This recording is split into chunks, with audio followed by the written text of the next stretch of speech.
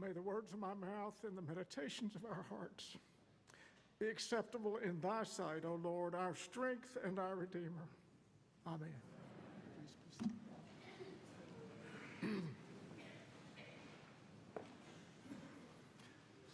One of the joys of being in ministry here at St. James's is the opportunity, on occasion, to be the deacon.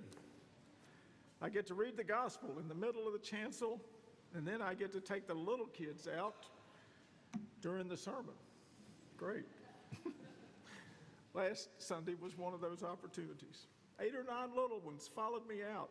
Becky Page settles them all in. Dr. Whitmire teaches us how to sing. Then we sit and talk. Last week's gospel was about going to the home of Mary and Martha and their brother Lazarus. Martha had cooked the dinner. Mary shared a precious gift of perfume. It's a beautiful story about being at home with friends and with Jesus. The kids were amazingly attentive. They knew what a house was like. They know what it's like to have people over for dinner. They'd seen their parents do that. Oftentimes, when they hear about Jesus, it can be a hard story to follow or understand. Hopefully that'll come as they grow older and as they come to Sunday school and confirmation. But last week, we were at home with Jesus. It occurred to me afterwards, thinking about it, that there aren't many times in the scriptures that we see Jesus as more of a natural kind of guy. When he was 12 years old, he was in the temple. His mother tells his mother when she's upset that he hadn't traveled with the rest of the family, she shouldn't be surprised. He was about his father's business. Later we hear that he's grown up and he's become a carpenter. Take my yoke upon you. Then he goes to a wedding and takes care of a problem with the wine and with his mother. It's not his time. Then he comes and joins John for the baptism and goes out into the wilderness to reflect on what I think was his sense of call. Then he comes home, full tilt into teaching, healing, confronting the establishment, a little time for prayer, no time for friends or family. By the time we hear the gospel, Jesus was already considered a bandit. It was a price on his head.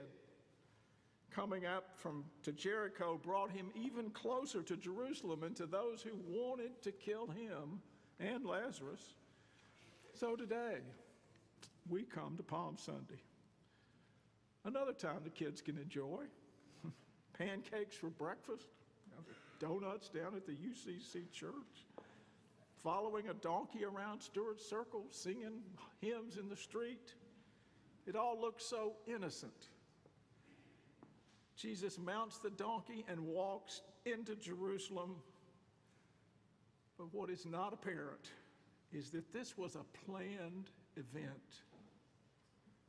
Jesus knew what this parade was about and that it was going to upset the establishment. When those men go to get the colt, they're given a code phrase that releases the animal from its owner. Just say, the Lord has need of it. When the people put their coats on the path, they're making the road smooth. People did that when the emperor was coming. Make straight the highway. People were reminded of an earlier prophecy from Zechariah. Shout and cheer, daughter Zion. Raise the roof, daughter of Jerusalem. Your king is coming, a good king who makes all things right, a humble king riding on a donkey, a mere colt of a donkey. He will offer peace to the nations, peaceful rule worldwide. Calling Jesus king was not what the emperor wanted to hear. The local priests are telling Jesus, calm these people down. And Jesus says, if I tell these stones to be silent, the rocks will shout out. 2,000 years ago, a man was born of Mary who somehow heard the call of God to become the voice long awaited. God's Spirit is in me. He quotes the scripture from Isaiah. He's chosen me to preach this message of good news to the poor, sent me to announce pardon to the prisoner and recovery of sight to the blind, to set the burdened and the battered free, to announce this is God's year to act. After he had read that passage, he sits down among the people and says, you just heard that scripture make history. It made history just now in this place. Whew. What an amazing thing. How did it happen? A man who is at the same time the Son of God.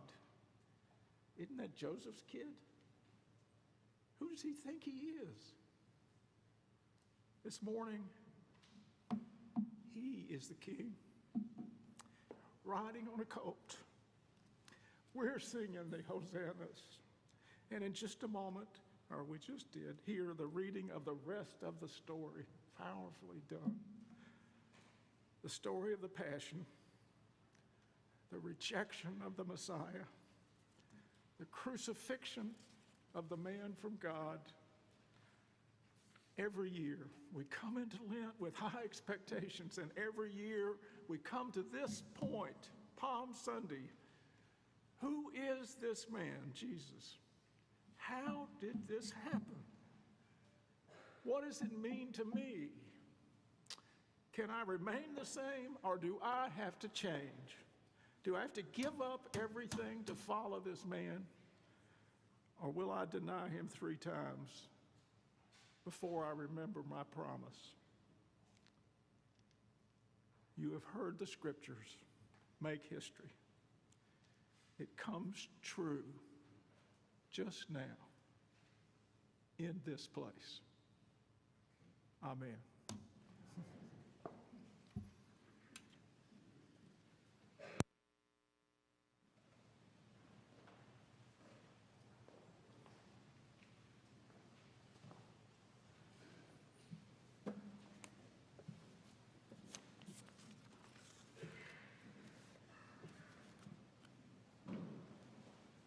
Please kneel as you are able as we open our hearts to God.